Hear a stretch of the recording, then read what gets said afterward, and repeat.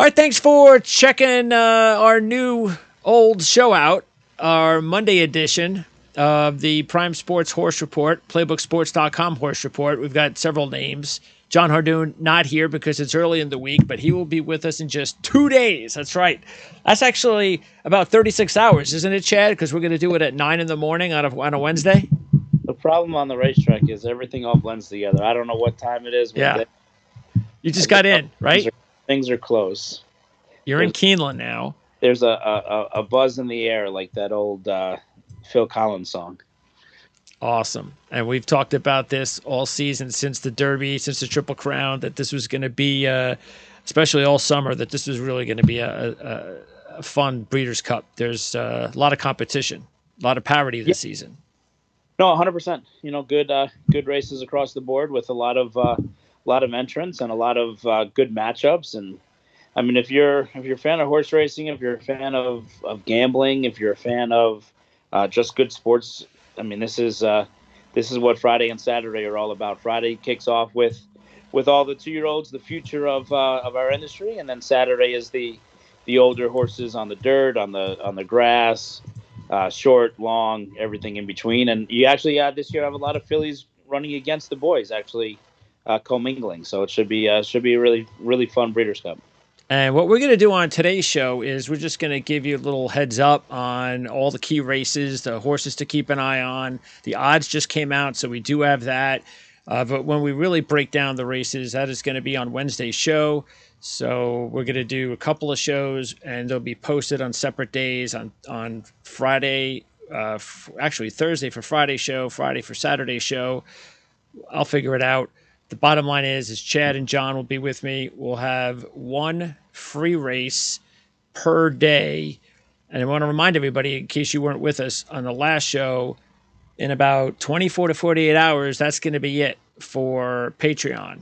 Not permanently, but we're taking a little bit of I wouldn't say gamble, but we're trying to mix things up here for the better of the channel, for the show. And that means that from now on, all of the programming starting on December 1st, not November. November is still all for our Patreon customers. So you do have about 24, 40 hours left if you want to check out Patreon for $5 and catch all our races, including the Breeders' Cup races that you won't be able to check out unless you have a Patreon, with the exception of those 2 free races that we'll have.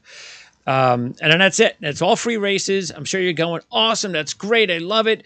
But again, the reason we're doing that is because we want, and we're hoping that we'll get donations from you, the viewer. All you got to do is go down to that thanks button on the bottom of the screen. It's very simple. You see thanks, a little $ heart. You click that and you get an opportunity to donate at any time on any show, in any way, reason, and you can comment and talk about why you're donating.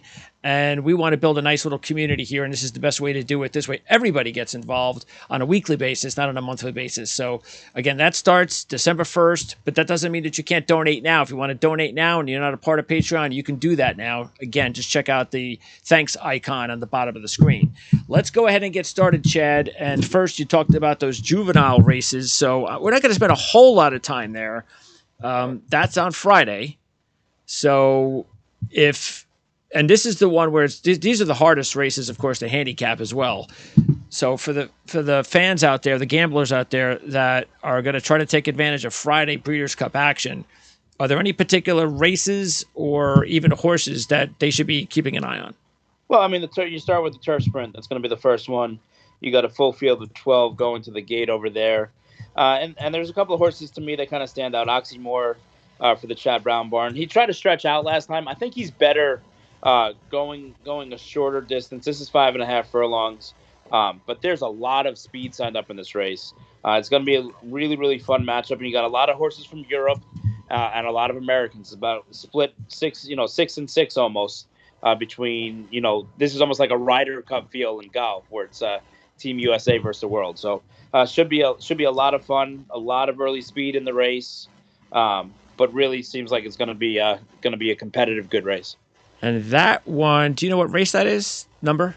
I don't offhand. And that was you said the turf sprint? That's the turf sprint. That's the first Breeders' Cup race of the first big one. Yeah. Okay, because they have about $1 million. That's $1 million race. Yeah, just checking to see on Friday when it begins. Let's see, race 5. Nope, that's a $350,000 race. Race 6, yes. So race 6 is the first $1 million Breeders' Cup race, and that'll go off at 3:00 approximately on Friday. That's the Breeders' Cup Juvenile Turf Sprint. There you go. Correct. And odds wise, you mentioned Oxy Moore is 8-1. That's the Chad Brown horse. Okay, interesting. And there's also another horse just worth mentioning quickly in here. There's a horse that's going to break from the far outside, the 12 horse, the Platinum Queen. This is a horse that you don't see ever in America, and very rarely internationally. She actually won a Grade 1 as a 2-year-old, defeating older horses. Just never, it's just hardly ever seen. And she's coming in off older horses now. In talking to some of our international compadres, they said, look, as a 2-year-old against olders, you get a huge weight break. Where she was on the track on the inside, kind of the best part of the track to give her the ground was good. So even though she is your morning line favorite at 3-1, the internationals don't actually like her as much as some others. But for her to do what she did, I don't care how old you are or how much weight you're getting. For a 2-year-old, that to me, it's almost like saying that LeBron James in high school beat some of these other all-stars in a game of one-on-one when he was in high school, and that's impressive. So I don't care what it is, it's impressive regardless. So definitely something that's worth noting, but should be a great race, very, very competitive race. When you move on to the Juvenile, by the way, she's 7-2 right now, the early odds, and I believe that's the favorite right now. Correct. Yeah. Correct. Over Love Reigns at 4-1. Yeah, and Love Reigns actually defeated her in Ascot on that day. Love Reigns was 3-1, and Platinum Queen was 66-1. Oh, okay. Love Reigns was 4th that day. I think she finished 13th. But since then, Love Reigns came back and was ultra impressive when he raced at Saratoga, and then kind of been freshened up. Wesley Ward's so good at this race. He's won this race a few times before, including last year, I believe, and also with Golden Pal. So he's actually won it 2 years in a row. He dominates this turf division, and the tracks. It's in his backyard. He's at Keeneland year round. So definitely you have to pay attention to Love Reigns as well. Okay. And you were going to say before I cut you off there? No, just kind of you move forward to the Juvenile Fillies as the next race, $2 million race, mile and a 16th. Very, very competitive race. 4 Grade 1 winners, full field. This one actually got a field of 14. Wow. Chocolate Gelato for Todd Pletcher, one of 2 Todd Pletcher horses in the race, is going to go Postford as your favorite. Right now, currently 7-2 favorite. But the Brad Cox barn is very, very excited about the number 7 horse, Chop Chop, who just got beat, ran second last time out behind Wonder Wheel at Keeneland in the prep race for this. Wonder Wheel comes back. She's actually 5-1, and she would have a big shot as well. So, not a lot of, surprises here. The one thing I would say, and she got a terrible, terrible post, unfortunately, but leave no trace for Phil Serpy. She won the Grade 1 spinaway at Saratoga. She's 15-1 morning line. She is training tremendously. She breezed great last week before she left Belmont. At a big price, she's one that would certainly be worth using in your exotics and trifectas. I think she can run a big race here at a big price. And that's leave no trace. Leave no trace, but terrible, terrible post. I mean, at the draw on Monday, as soon as the post came out of 13, Phil Serpy basically just got up and left. He was, that bad. He was not yeah. bad with that post, but we're rooting for him at a big price. Okay. Moving on to the Juvenile Filly Turf, which is the next one, $1 million race. This is a 1 mile race, and again, a lot of European horses, a lot of local horses. The Europeans are very high on the 10 horse. Meditate for Aidan O'Brien. Aidan O'Brien's for years used to dominate these Breeders' Cup races. He's kind of been replaced on that international mantle by both his son, Joseph O'Brien, and Charlie Appleby. But look, Aidan O'Brien certainly knows what he's doing. He's won a lot of races. And she is the 4-1 morning line favorite. So they think she's coming in Let's with a meditate. yeah. They think she's coming in with a very very big chance. The other two horses I'd like to mention here, or three horses really. Um, Horse named Be Your Best for Horacio De Paz, who was third last time out. They were kind of giving her the race. She had run so impressively at Saratoga, so this wasn't a must win kind of all in kind of thing. It's almost like you won the division title, so you didn't have to try so hard in the conference tournament. She's trained forwardly here. Jose Ortiz won this race last year, the jockey with Pizza Bianca, 8-1 on Be Your Best. And the horse that beat her last time, you talk about the Rodney Dangerfield of horse racing. Filly named Pleasant Passage, who's the 5 horse. This is a Shug McGahee horse who ran first time out at Saratoga and I believe was 15-1, and she won. No problem. Came back, ran in the stake race. She's 10-1 or 12-1. They still didn't believe in her. Okay, so now she's undefeated. She's 6-2. And she's 12-1 morning line in this race as well. Wow. She's done absolutely nothing wrong in her career for a Hall of Fame trainer in Chuck McGahee. And she's a big price at 12-1 on the morning line. Definitely one that I think you have to use. She's trained really, really good. Had a very spirited gallop this morning on the sloppy track. And finally, one of the outside horses, number 13, Zagara. They call her the X Factor. Up-and-coming trainer Phil Bauer, Julian Leperoux. She's 8-1 morning line.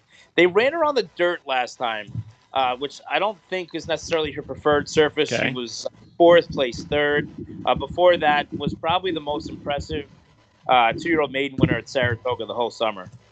This is a filly that's got a world of ability, and she'll drift a little bit because it's not that sexy name recognition. Phil Bauer isn't known as the Bill Parcells of horse racing, but he does a great job.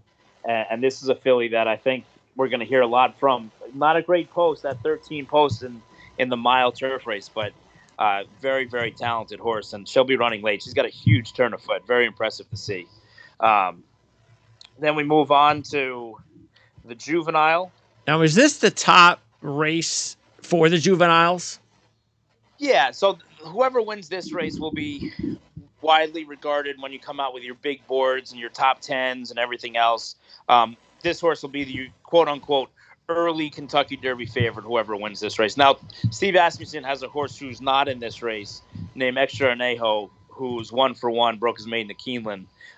That's very, very well regarded. Shug McGahee has a horse as well that was a $1.7 million tappet that broke his maiden last time. But this is the main contenders in here that are on the farm, and it starts and ends with one horse, and that's the number 3 horse, Cave Rock.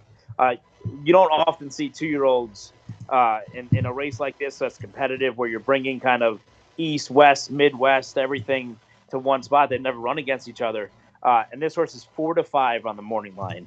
He's run 3 times. He's won by 16.5 lengths his 3 races. He's trained by Bob Baffert, and Bob Baffert knows how to win this race. He knows how to just get horses ready for Breeders' Cup races. And he sticks with Juan Hernandez, which was interesting. Had a chance. He could have rode a few other jockeys in here, but elects to stick with Juan Hernandez, who's been aboard for all 3 career starts. And look, he's done freaky good things so far in his career. Now he's got to show that he can ship and come over here, but he is very, very much the horse to beat at odds on. Would you say that this race is a race to stay away from if you're a gambler because of that horse? Look, it's part of your pick 4s and your pick 5s. Sure. They're 2-year-olds. Anything can happen. Forte has a win over the track. I don't know that he necessarily wants to go a mile and a 16th, but he has a win over the track. Brad Cox is represented by Verifying. Chad Brown has Blazing Sevens. Even, training really well. They said National Treasure, who's Bob Baffert's other horse, is training really well. So, look, if you want to go different places in here, you can. You don't have to single Cave Rock. And, the thing is, in these races, there's so much money in the pools. If you have a strong opinion, say even here with Cave Rock, you said this horse can't lose. He's going to be odds on. You're still going to get paid handsomely because the chances are you're not going to have 4 favorites win these races. So if you have an 8-1 or a 10-1 win the race, and then Cave Rock wins a 4-5, you're still going to get paid. And the pools are so big that this is a gambler's dream because the pools on Breeders' Cup Day are the pools in America, and so you almost get 2-1 on your money if you were doing it on any other day. So I definitely wouldn't stay away. Okay. And it's just is there a long shot in the field that you're enamored with in this race? Yeah. No. So. I mean, gun to head, Curly Jock shouldn't be 20-1. He's too slow right now, but he's a nice horse. He was very, very fast when he broke his maiden. Struggled a little bit in 2 starts after that, but ran well at Churchill last time, showing a new kind of pace dynamic coming off the pace. Tom Amos would certainly love to win a Breeders' Cup race. Edgar Morales, an up-and-coming jockey, gets his first ever Breeders' Cup mount.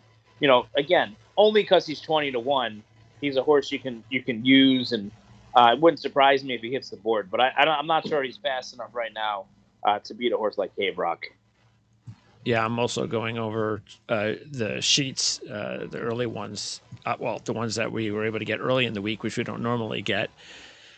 And interesting, because Cave Rock has 3 races, and all 3 have the same sheet line.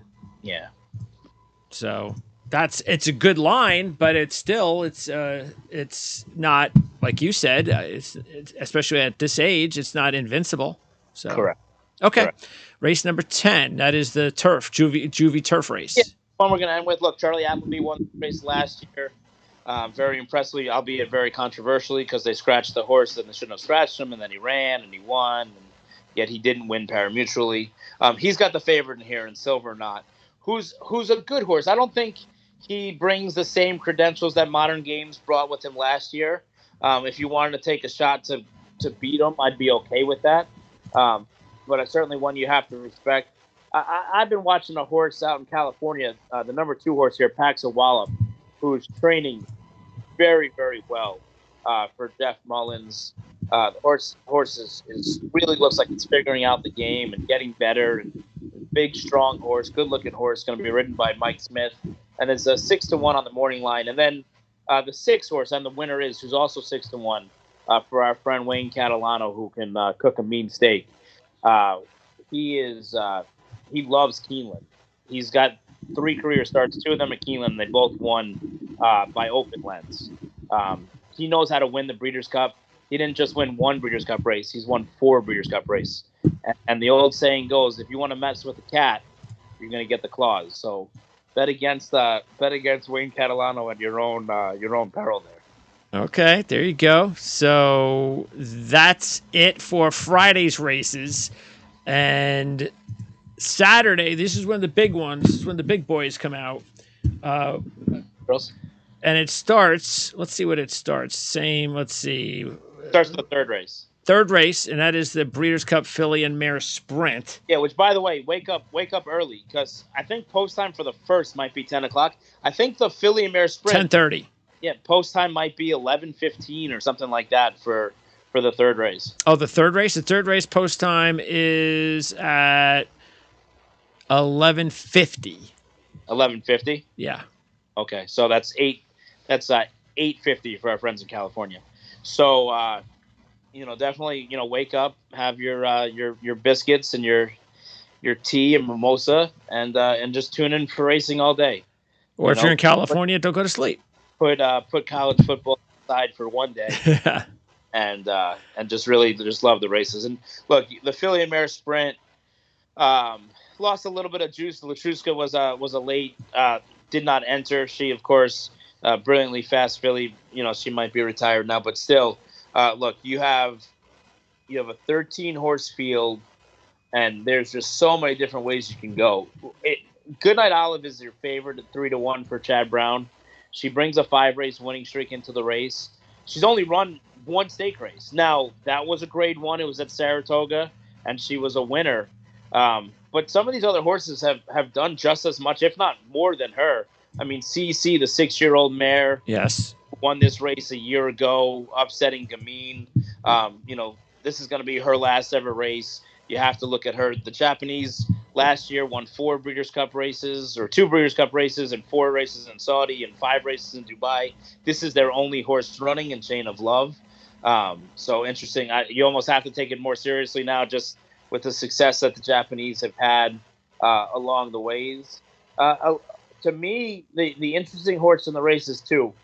One, you have Echo Zulu, who's 6-1. Now, Echo Zulu, people might remember, Breeders' Cup champion a year ago, won the Juvenile fillies, was one of the best horses ever trained by Steve Asmussen until she was vet scratched before the Grade 1 on Belmont Stakes Day. Since then, it's been a little bit of a roller coaster, but her last race was a must-win for her in the Dogwood Stakes, and she won by 5. She showed how brilliant she is, and this is what she wants to do. She wants to go 1 turn, 7/8. Speaking to trainer, Hall of Fame trainer Steve Asmussen, he's not concerned one bit by the 13 post position. He actually likes the post position for her. And he's very excited as a 3-year-old taking on older fillies here. And you're going to get 6-1, where 6 months ago you would have signed up for 8-5. And that's on who? On Echo Zulu. Okay. Yeah, I was only saying that because I was going over looking at the sheets while you were saying that, and I was going, the one horse that looks pretty good based on the sheets and the odds, the combination is Frank's Rocket. Yeah, no, Frank's Rocket's a nice filly, but she doesn't like to win. She won her last race at Charlestown. Her last 2 wins, and you got to space out. I think they're 6 or 7 races apart. Yeah. They're non-graded stake races. When she runs in graded stake races, she tries. She seems to run hard, but always seems to come up a bridesmaid rather than a bride. So I fade Frank's Rocket as a win candidate sometimes, but she certainly does run fast races. And the other horse I'd mention in here is the 7 horse Obligatory. Always seems to show up on the big days. And, I mean, if you're a trip notes guy, I mean, she had a brutal trip last time in the Ballerina, getting stopped and checked and squeezed behind horses, absolutely nowhere to go. And it kind of, Goodnight Olive ended up getting the dream trip and pulled off the victory. But it would have been a lot closer race. Maybe Goodnight Olive would have won anyway, but it would have been a much closer race if Obligatory had kind of a little bit of a fair shake. So yeah. Obligatory at 8-1 for connections like Bill Mott and Jose Ortiz, definitely one to pay attention to at a nice little price there. Yeah, and by the way, so what happened to Kamari? Kamari's going to run against the boys later on in the sprint. They thought she's better going 6 furlongs than 7, and so they'd rather run for $2 million and go a little bit shorter than $1 million go against the girls, where she would have been an odds-on favorite. It's an interesting strategy from Wesley Ward, but he certainly knows how to train a racehorse and races the point for it. Yeah, because I was looking again at the sheets, and that horse has good sheets. So Kamari goes from race 3 to race 4, 5, 6, like 7 maybe, or 8. What was the name of the race again? The Breeders' Cup Sprint. Oh, the Sprint. Okay. Yeah, we'll get there in a second. First, we have the Turf Sprint in race 4. Okay, let's take a look at the Turf Sprint. Look, this is a 14-horse field, full competitive field. Can go any which way.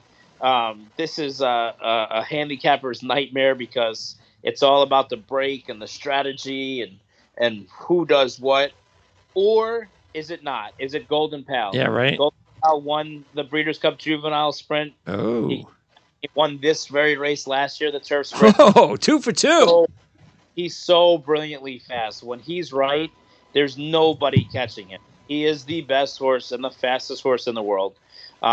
He doesn't do well when he ships, unfortunately, out of the country. That's been his Achilles heel.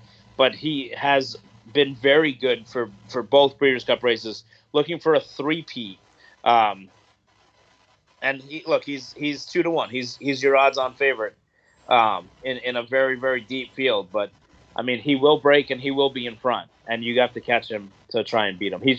He breaks out of the gate and he does things that are just awe-inspiring. I mean, he's so fast. This will likely be his last ever race before he's retired to stud. And it's been a real joy getting a chance to watch him run.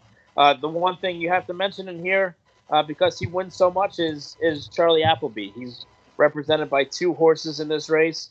Naval Crown, who is 30-1 on the morning line, and Creative Force, who's 10-1.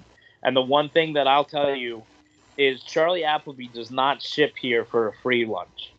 Charlie Appleby is going to be a 30-1 favorite. He's 30-1 on the morning line, and Creative Force, who's 10-1. And the one thing that I'll tell you is Charlie Appleby does not ship here for a free lunch. Okay, he comes here and he brings the horses that he thinks are competitive, and it seems like year in and year out he's winning these Breeders' Cup races. So, despite the fact that they're big odds, I would think that both of them are more than capable of outrunning their odds. So, looking forward to a big performance for one, if not both of those. So that's Creative Force, the 1 at 10-1.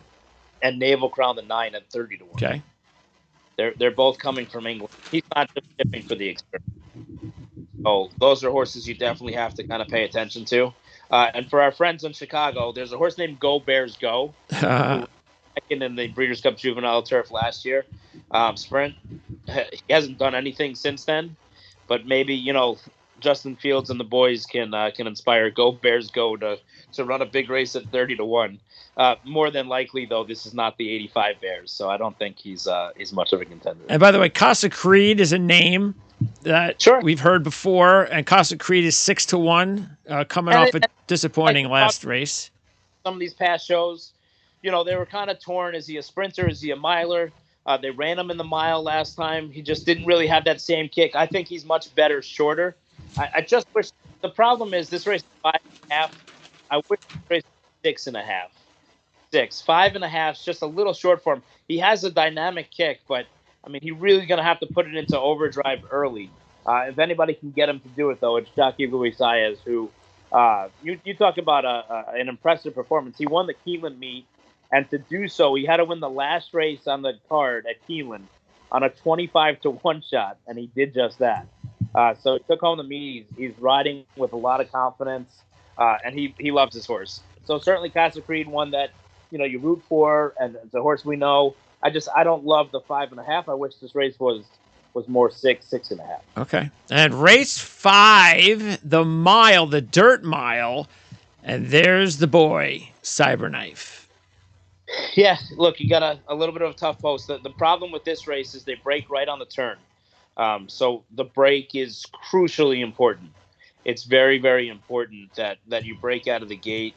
And you go kind of right to it. And, that's why I think jockeys with experience are going to have a big advantage over some of these others in this race. Some, first-time riders like Francisco Arrieta and some of these others, Mario Gutierrez, who aren't used to breaking on the turn here at Keeneland. So, look, obviously a big benefit to having someone like Florent Giroux, who's so good at getting horses out of the gate and putting them in position, because this is going to be very much a jockey's race going into that quick early first turn. From then, it's, hopefully if you're in a good enough position, it'll come down to the best horses around. But that's kind of where you're at. You gotta break well. You gotta put yourself in a good position. And look, there's going to be a lot of people rooting for the morning line favorite, the 7, Cody's Wish. Why is that? Great story behind him. He's named after a kid that was with the Make-A-Wish Foundation, and he named Cody's Wish. And the horse just wins, and he beat Jackie's Warrior in Saratoga last time. But he's never won around 2 turns. Okay. This is the toughest field he's ever Sheet faced. lines are good. Very good. Yeah. And then, you have Laurel River for Bob Baffert, who, the 2 starts that he's made this year have been flight line-like performances, been very, very impressive races in his own right. So certainly a deep field here, but it's a grade 1. It's a Breeders' Cup. It's supposed to be. Nothing's nothing's ever given. It's got to be earned. And Goodnight also. Good sheet line on Goodnight. Yeah, Goodnight's coming back. 2 weeks rest, back a little quick. Oh. 3-year-old taking on older horses for the first time in his career. But we saw that happen in the Bow Ruler to victory. And look, a son of Gunrunner will probably win this race. So we'll just find out which one it's going to be. And so what's up with Jack Christopher? Jack Christopher was scratched this morning, or did not enter because he was going to be scratched. He has a history of not being the prettiest mover. And with all eyes on horse racing and the Breeders' Cup, there's like 18 different vets here that are tasked with checking the horses on a day-to-day basis. From basically months ago, we started doing out-of-competition testing, making sure nobody's cheating or trying to take an advantage. Now there's a secondary bunch of tests where it's almost like, with the NFL we talk about with and it happened a lot with Tua, with the independent neurologists and all this other stuff. So these are not your vets. It's not the vet of the trainer. These are independent vets hired by the Breeders' Cup. They're regulatory vets from different parts of the world, not just America, and they're tasked with checking the horses for soundness, because the last thing we ever want is something to happen and something to go wrong on the track. And Jack Christopher last year was scratched before the Cup, and now it seems as though this year they still feel as though he's just not physically. He's a concern. Look, he's a brilliant racehorse when he runs. He's put together some good efforts. He wasn't good enough to beat Cyberknife, but that's the way it goes. So these doctors are saying, these Breeders' Cup doctors are what? They're tougher. They're more stringent. What is it that they're seeing? You think that other? Well, it's the same. It's the same thing like with the NFL, right? Your team doctor. I always hearken it back to. You ever see the movie Any Given Sunday? Yes. And so Lawrence Taylor wants to play, and the doctor says, that's crazy. You can't play. And the team doctor, I think, is played by Dennis Quaid. Not Dennis Quaid. He was a quarterback. I forgot who was playing the role. But he's like, look, these guys just want to play. They know the repercussions. Just shoot them up and let them play. And these vets say nothing's worth the risk. There's not enough amount of money that these horses are raised for. Horse, safety. Got it. Welfare. Not that Chad Brown doesn't. Look, Chad Brown has a tremendous record of, taking care of his horses, and I mean the horses look the part and they act the part and they win the part. But this horse specifically, I mean, you watch him train, and there's videos of him training. There was one that was on TikTok or something the day before he won the Woody Stevens in Belmont, and he's a very crabby moving horse. So what does that mean? Crabby moving? Yeah. Think about if you were at a senior citizen home and you saw them doing water aerobics. Okay. Kind of like just take them a while to just kind of loosen up, Okay. That would be an unpleasant sight. I can understand why. I'd try and.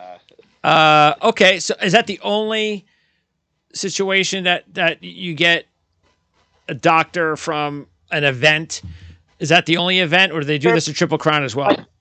And look, as an industry, we've come a long way in making strides and doing this kind of more on a regular basis, not just at our big events. But it's just a time with the times of making everybody kind of on the same page and having horse and equine and rider safety as a very important thing. Look, these horses can't talk to us, so we're trying to communicate with them every way we can. And it's possible sometimes when you're in the heat of the moment, you don't want to see something. Man, that horse looks just a touch short today or whatever. Maybe he's okay. And these people have, no dog in the fight kind of. That's understandable.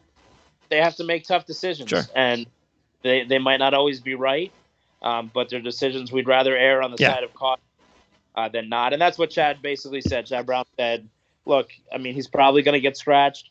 I don't want to take away from the moment and from these events like the Breeders' Cup, so I'm just not going to enter him, and then this way he won't be scratched. By the way, we did the ACAC last month, or it seems like last month. It was the first day of October, and Senor Buscador won that race. He's 12-1. Senor Buscador? Nice horse. He was a horse that was on my Derby list a few years ago, got a little injured. Todd Fincher's done a great job with him. He's going to be represented by two horses. He runs a filly in the filly and mare sprint too, and slammed. And look, cool horse, great story. Needs to get just a little bit faster though to take on the elite that's in this race. Yeah, I'm running through these and I'm trying to. It's wrong race. That's why. But by the way, the other thing I wanted to ask you before we move on was the position for the post position for Cyberknife, and we've talked about how some believe that Cyberknife is better off as a stalker, not setting the pace. So when you're on the outside, is that a negative, or it doesn't really matter? It all depends. See, the thing is, it's not just the thing with horse racing, especially when you go track to track, it's not just okay. I have an outside draw. This is my strategy, because it's not like track and field where whenever you're running, okay, it's a stagger start, or if it's a sprint race, everybody's starting together, you're in their same lane. Here, the dynamics of the race, because the configurations of the racetracks are so different. So, for example, if this was a mile race at Belmont, coming from an outside post, it wouldn't matter because you'd have such a long run to the turn that you have plenty of time to get over and get yourself in position. Whereas in this situation, the turn's coming, Okay. and you don't want to get hung out into left field ordering popcorn. So it's just like I said, the break is so crucial in this situation, just because of how the track is set up. In fact, they've only run 1 mile race in the last 365 days at Keeneland, and that was a 6-horse field. Wow. So you can't even really gauge anything from that. Okay, so if you're a horse that wants to set the pace versus a horse that wants to stalk or come from behind, how does having an outside post position at this track in this race affect you? You don't want to get hung out wide and lose all that ground. You know, you hear the term ground saving trip, or how many feet farther you went than the winner. Okay. You just don't want to get hung out and lose all that ground around the turn. So you think, so if you're a pace setter, that doesn't really matter? Listen, it's important. The most important thing about this race, not only is the start, but you have to win it as a horse in general. You have to be very, very athletic, because you have to take those turns well. Okay.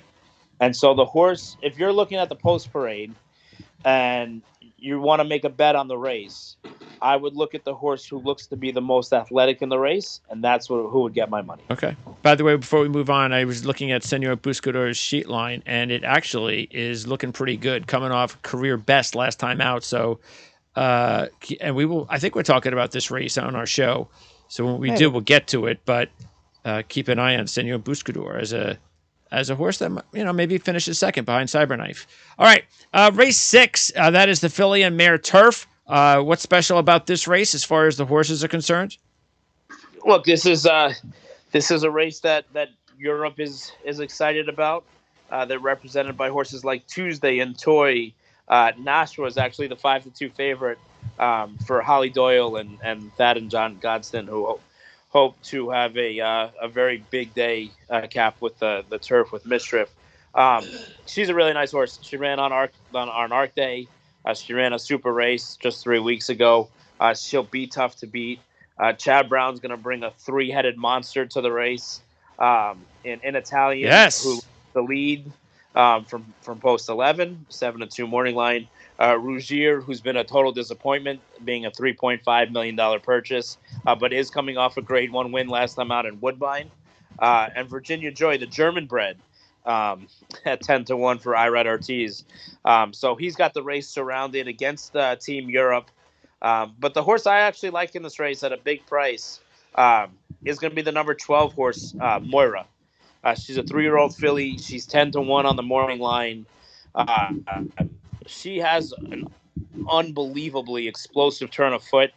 We saw it on synthetic for a long time. She ran exclusively on the synthetic at Woodbine. She won the Queen's Plate, which is the Kentucky Derby of Canada. That being said, she was a filly taking on the boys. She went on the grass for the first time last time out in the E.P. Taylor, had an absolutely awful trip, still ran second, and ended up getting disqualified to 8th. But I'm telling you, this filly has a turn of foot that you have to see to believe. If you go back and you can watch her Woodbine Oaks win, you can watch her Queen's Plate win. I mean, when the jock asks for her, she just absolutely explodes. I mean, it's really, really cool to watch. You don't see it that often. You see it more with turf horses than dirt horses. But if she can do that, and she's going to pick up a rider in the legendary Frankie Dettori, could be something to, a sight to see. And you're going to get rewarded because she's 10-1 morning line. All right, like it. And by the way, as you mentioned, in Italian, I like the way the sheet lines are looking there. So definitely going to play in Italian. That's like the Great Britain bred that's trained by the American. All right, race number 7. That is the sprint. So this is a big one, the sprint. And in this race, you have, who is the favorite? Jockey's Warrior, of course. Jockey's Warrior. Yes. So could Jockey's Warrior be beat? 4 to 5. Well, I mean, people are going to try to make the case for Kamari, right? Yes. I mean, Wesley yes. Ward, Good sheet lines like on Kamari. Yes. Skipping the girls' race to take on the boys. She's your 4 to 1 second choice. I'm a big believer in the third choice here, the 6 horse, who's 6 to 1 morning line and Elite Power.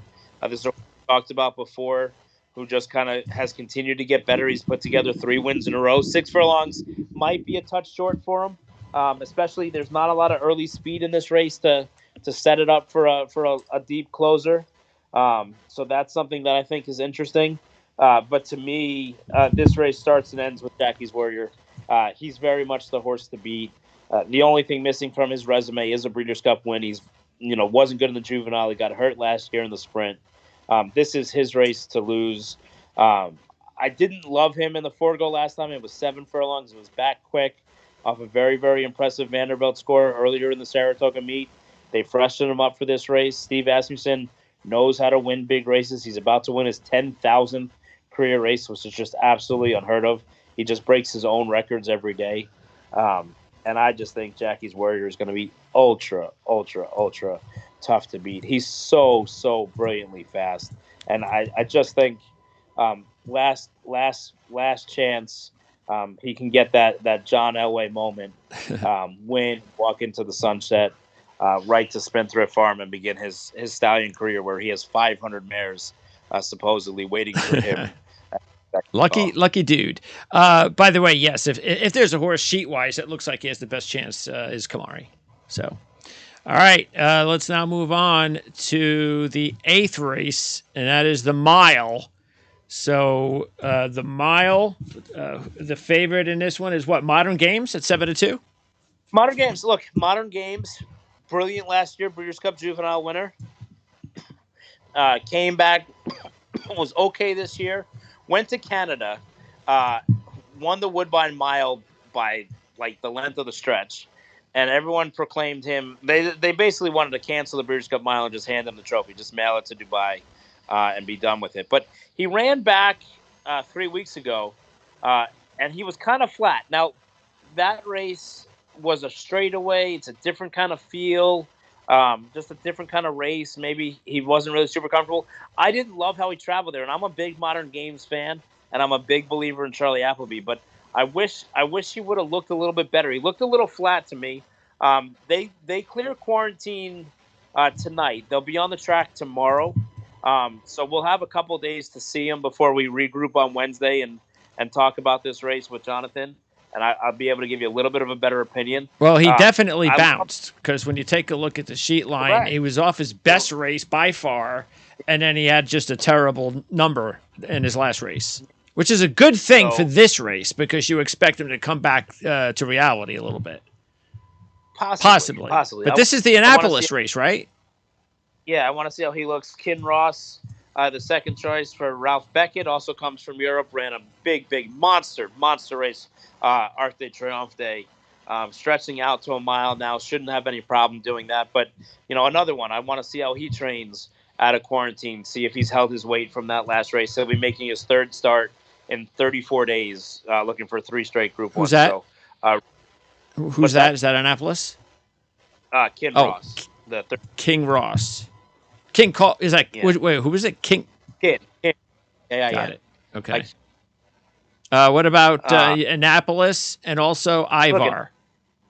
Brilliant. He set the stakes record last time out. But he's one that you'd worry a little bit about bouncing, about coming back off his big effort. It's back a little quick, but that race was at Keeneland, and he's trained well out of that race. I really liked him on that day. Whether I pick him or not, we'll have to tune in on Wednesday to see.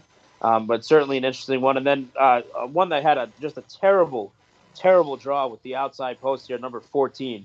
That's Domestic Spending. Now, Domestic Spending has been off for a year. Hasn't run, didn't even know he was. John loves those horses. And about 3 weeks ago, all of a sudden, he said, "Oh man, that horse has been working for 6 or 7 weeks." And Chad Brown goes, "Yeah, if he works good, I'm gonna enter him." And what? And all of a sudden, there's been some videos of him working, and he's just been Really, really impressive in the morning time. It's not easy to do to come back off a year layoff and win a Grade 1, let alone a Breeders' Cup race against this kind of competition. But I don't think Chad Brown would enter this horse if he didn't think he was up to the task. And he picks up the services of Flavia Pratt, who's among the best riders in the world when not being assaulted by Irad Ortiz. And I just think it's an opportunity for this horse last year in the Breeders' Cup Turf before he was scratched. Probably would have been the morning line favorite, and now you're getting 8-1. So it's a definite value play if you believe in Chad Brown. And did we mention Regal Glory? No, Regal Glory, a filly taking on the boys, also for Chad Brown. 6-1. Good sheet lines over the last 2 years, very strong. I've been disappointed in her. I didn't think she had any real excuses in her last 2 starts. I know they were both seconds, and a lot of people didn't love the ride Jose Ortiz gave her last time, but I just thought she was second best, and maybe this is her best distance. She's going to run here instead of the 1 3/8 of the filly and mare turf. I'm not convinced. I think she's a year older. I think she might have lost a step. And there's some really nice horses in this race. So I'm gonna shade Regal Glory in this race. Distaff. What is the distaff for? Distaff is for fillies and mares. This is gonna determine who the best filly and mare in the country or in the world is. It's okay. So it's the competition of a 3. Is it a 3-year-old? Oh, it's just or up. Okay, 3-year-old filly mare. Got it. There are 2 3-year-olds in this race. Nest, who is your 9-5 morning line favorite, who's been unbeaten since her defeat in the Kentucky Oaks. She's been so well. She was second in the Belmont Stakes. I shouldn't say she was second in the Belmont Stakes, and then her last 3 performances: the 2 at Saratoga, and then the Beldame the other day, which was basically a public workout. She could not be coming into this race with any more confidence, and the horse to beat is her stablemate, Malathot, who's your 3-1 second choice, Kentucky Oaks winner last year. Comes off a big win prepping at Keeneland. She's 2 for 2 at Keeneland. Loves the track. The top Pletcher barn can't split them. Anyone you talk to over there, you get a different answer between who they prefer. And then Steve Asmussen has 2 horses in the race as well, in Society and Clairiere. And the Steve Asmussen barn is equally as torn because they think both of their fillies are coming into this race really, really well. So this race should be an outstanding renewal of the Breeders' Cup. Search results, by the way, a really strong trend line as far as the sheets are concerned. She needs to put her best. She needs to run her best race, and she's trending in that direction. Mm-hmm.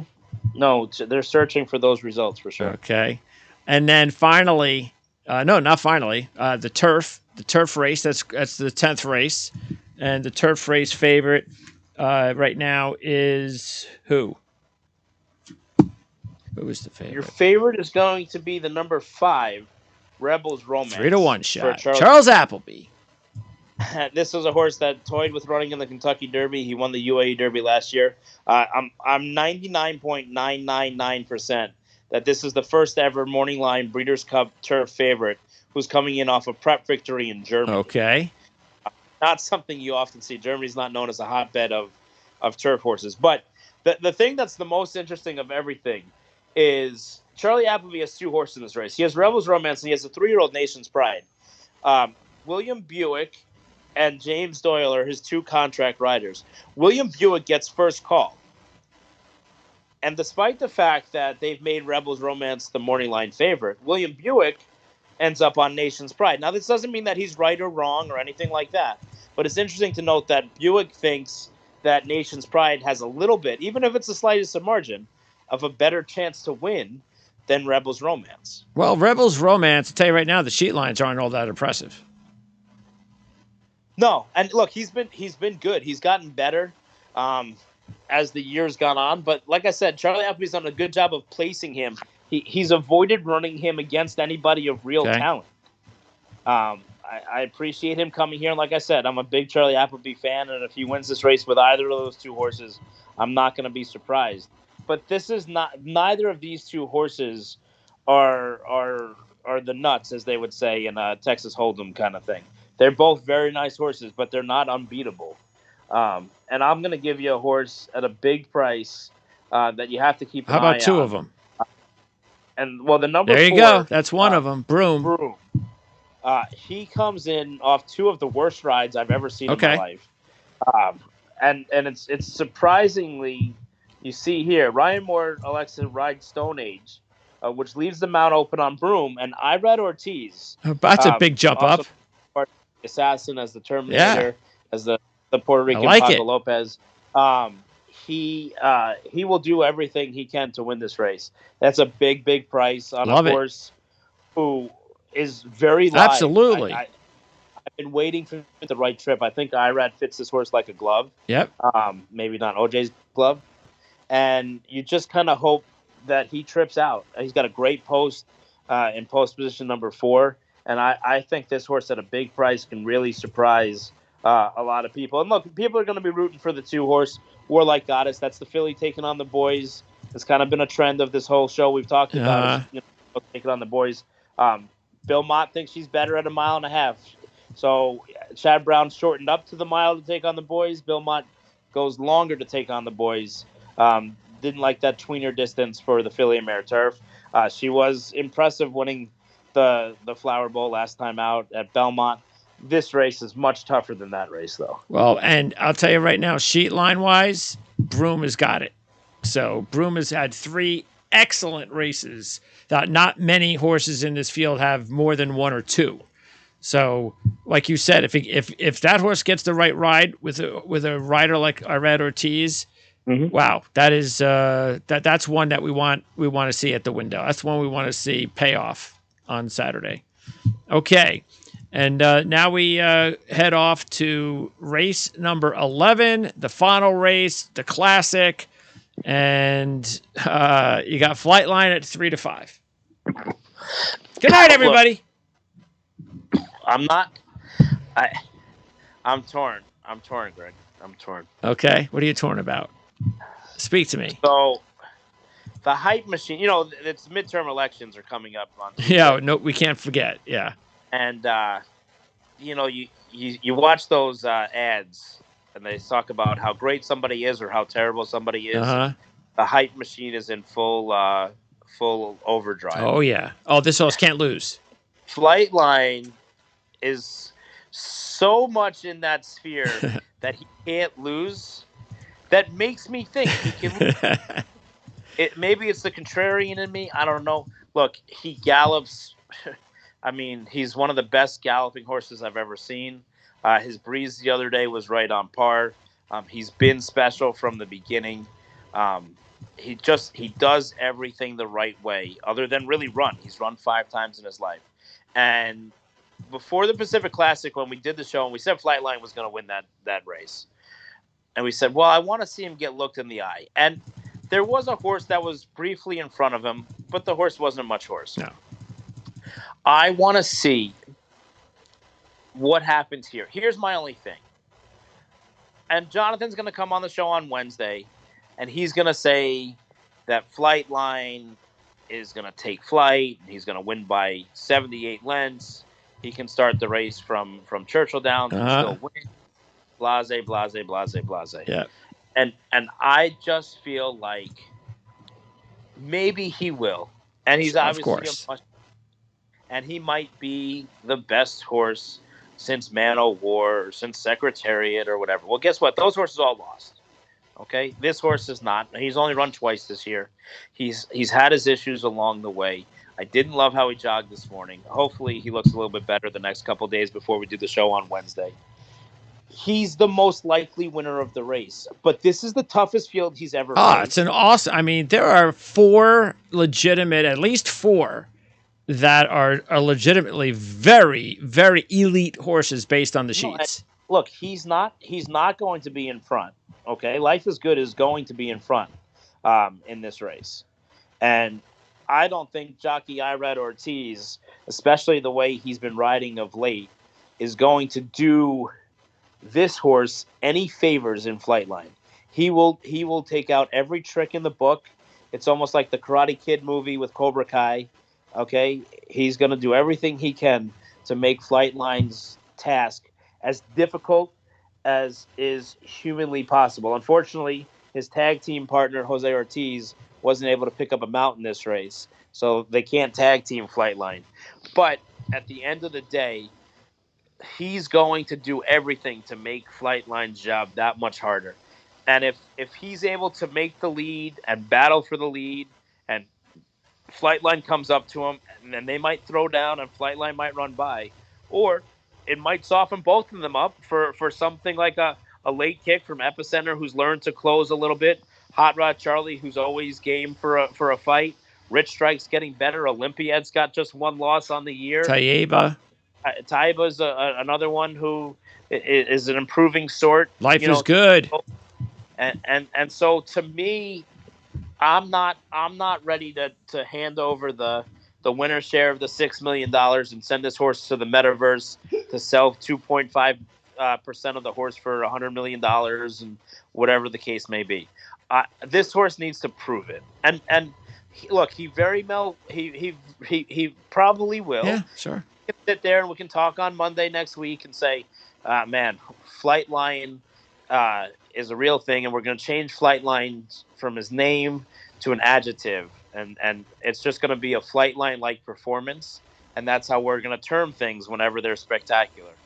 But he needs to show it on Saturday, and I'm not handing the crown to him. He needs to earn the crown. Yeah, it's if it wasn't for the field, it'd be different. But like we just said, it's not just the fact that there are 4 or 5 horses. I mean, listen, Greg, the things out there that people are saying, they're not even. They've already given him the trophy. It's will he win by more than 20 lengths? Will he? Like, I mean, these ludicrous statements. Yeah. I don't care how they are.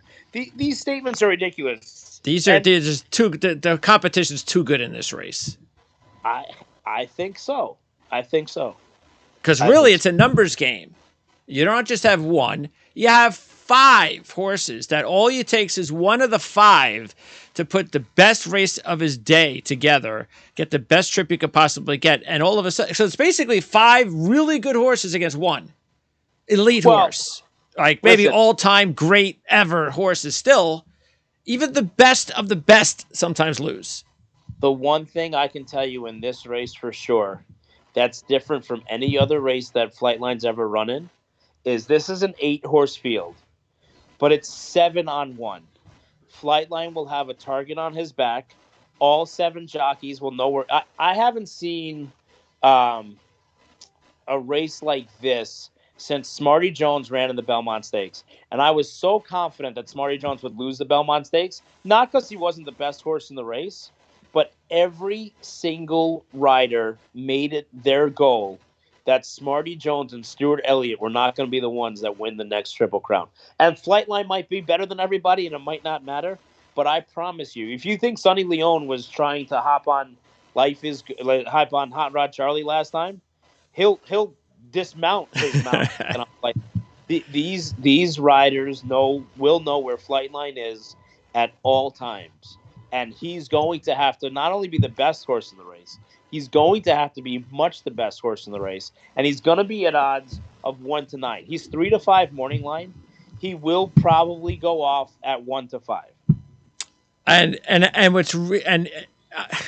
if he goes off at 1-9, that's just against this field. It's just not right. It's not right. It doesn't really make sense to me. I understand why it's happening, but we know that there are fields in big races that we've seen before that it's like, you do know it's over. You do know that there's no chance, but that's just not this race. No, look, he could have been 1-900. Then this is my problem. He could have been 1-999, and I still would have picked him and said it was a best bet in the Pacific Classic last time. He couldn't lose that. Yes. Correct. Look, to his credit, he's never been beaten. He's won everything by open lens. He does everything the right way. I get it. It's almost like in college football or college basketball, especially when you play those puff schedules and the Southeast Alabama University and Northern New Hampshire Tech, and you win by 80 online, and the School of Baking, and you go, oh man, they're undefeated, and then everybody always says, well, who have they beat? Yeah, who have they beat? And then you get to the tournament, and that team's a 1 seed on the line, and we saw this for years with Gonzaga. Oh, okay. Well, yeah, they're undefeated. Yeah, but now again, Flightline's brilliant. I don't want. I Awesome. don't. I don't. I don't. Yes. I don't need everybody to come in the comment section and tell me I'm an idiot and Flightline is Flightline. I get it, but I'm not handing the crown to him. He needs to earn the crown, and if he does, all the credit to him. We'll talk about it on And if Monday. he does, and it's even better for his Sure, legacy because he does it absolutely. against a really high class field. That's it. So, and have you mentioned Smarty Jones? So have you remembered a race like this in the Breeders' Cup where a horse was touted this highly and lost? Cigar, Okay. cigar, Curlin. There's been a lot, especially when it comes to the classic. Okay. We've been Zenyatta losing the blame. Certainly one that comes to mind. Everybody blame Mike Smith. Um, So you've seen this happen before. It's not that Flightline was being touted better than those horses. when we had the post position draw today, it's funny. Rishi Prasad, he's a very talented guy. He does a lot of international stuff. Um, he was comparing, and it was funny the way he said it. He said it the wrong way to me, but he said we had Bayed, and we've talked about Bayed before. Bayed was undefeated and everything going to Champions Day 3 weeks ago, and they said, "Oh, what's his legacy, whatever." Well, he ran terrible. He was flat that day, and that was it. And so now Rishi kind of said, "Well, Flightline has a chance to make amends." The brilliant horse that doesn't lose. Well, I look at it from a contrarian standpoint. I said, "Well, if Bayed can lose, then why can't he lose?" And that's kind of the way that we approach it and look at it and go from there. Look, I love Juan Leyva, his exercise rider assistant trainer over there at John Sadler. John Sadler's been so good with his time, meeting with the media, most of the fans. Sometimes he's busy at breakfast time, but I mean, just a really good guy. And they've done right by the horse, and they've done the right thing along the way. He's been well spotted. He's been planned out. Everything's been done meticulously. So I don't want to say that anything's been done wrong with Flightline because it hasn't been. But just the contrarian to me wants to see a good race, and I don't like handing things over to Yeah, anybody. even if Flightline wins, if it's a really great competitive race, That's that's it. awesome. That's Yeah, that's it. that's That's what we awesome. want. One last thing before I let you go, because we talked about this a few months ago, the difference between the European trained horses and how they happen to know how to train better to bring horses overseas here as opposed to the way we do it going there. So you just mentioned there's going to be a lot of that there coming here competitions. So for anybody out there that happens to think that they're inferior for the most part, that's just simply not the case. No, no, it's been proven out. It's been proven out over time, especially here at Keeneland. I mean, the Europeans last time this race was at Keeneland, they won the turf. They won the sprint, the turf sprint. They're very very competitive. I would not sell any European horse short at all. In fact, 90%. Normally, the number is probably 60%, and some of them are over here for the experience. This year, of the Europeans that came, especially some of the late defections, so horses that were maybe a little bit of a longer price. 90% of the Europeans that are here this year in the Breeders' Cup are here for the right reasons and definitely have a realistic chance of running well, if not winning. It'd be nice. Maybe they should come up with some sort of a horse racing Ryder Cup. Yeah, no, I'm all for it. All right, Chad. Great job as always. Thanks a lot. And we'll talk to you in about, 36 hours or so. 9 a.m. recording time on Wednesday. So that means we should have the first show available at some point, probably Wednesday, no later than Wednesday afternoon. Wednesday, yeah. Yeah. So that'll be out a full 2 days before the racing begins on Friday. And Let's do it. don't forget we're posting Wednesday and Thursday. So Chad, we'll talk to you on Wednesday morning. You got it. Have a good night.